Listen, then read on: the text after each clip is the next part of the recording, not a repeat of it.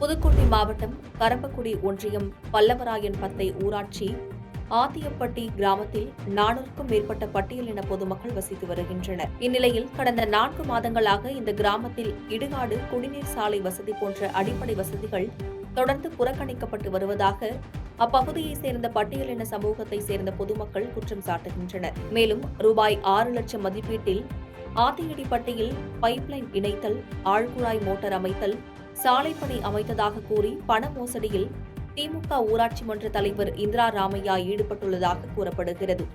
இதுகுறித்து சம்பந்தப்பட்ட அதிகாரிகளிடம் தகவல் தெரிவித்தும் எந்தவித நடவடிக்கையும் எடுக்கப்படவில்லை என கூறப்படுகிறது.